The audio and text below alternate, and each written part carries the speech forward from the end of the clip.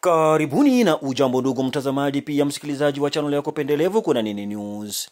Kuna Nini News ni channel yako iliyo na makao katika nchi ya Uingereza. Tunakuletea habari kutoka mashariki mwa Jamhuri ya Kidemokrasia ya Kongo. Tunakuletea habari za kanda kama vile za kimataifa. Leo ni siku ya Jumapili ya tarehe Machi 16 mwaka wa 2025.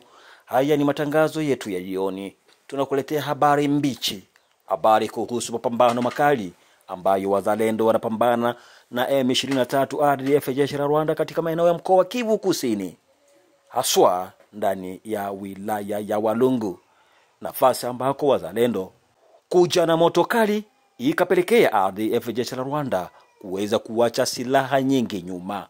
Nini ambacho kinaendelea? Wazalendo hao wanapanga kusonga mbele hadi mjini Bukavu ambayo ni maskani ya mkoa wa Kivu Kusini.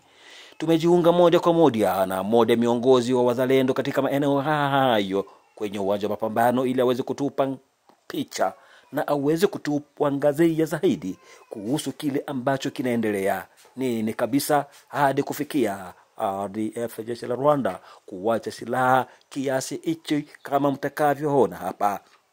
Karibu kiongozi.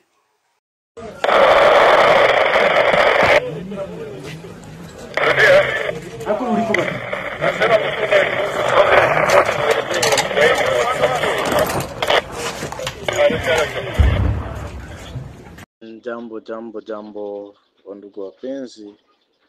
Leo ni siku 16 za mwezi ya 3. Ni siku ya yenga hii. Hapa na kuja kuwaambia habari mbichi ambazo zinaendelea.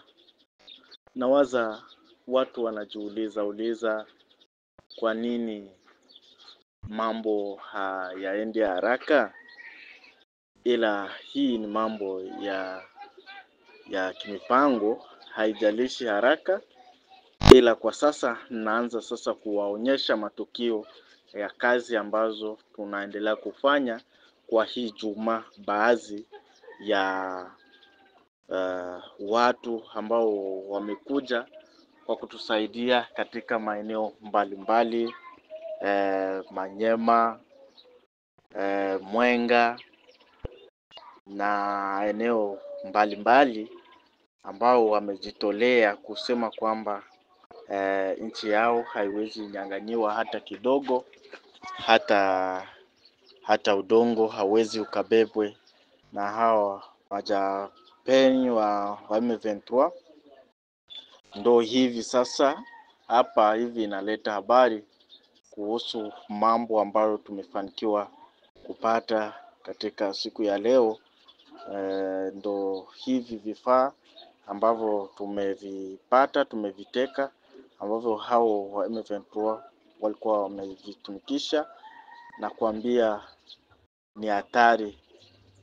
Vita imepamba moto maeneo hapa, na kuambia Mutusi amesalimu amri kweli kweli. Mutusi ameacha kundi ya bunduki. Hivi kweli kulikuwa moto kama vile unasikiaka janja inapiga janja, ndo moto yenyewe ilikuwa. Kwa kweli wazawaza wamefanya kazi.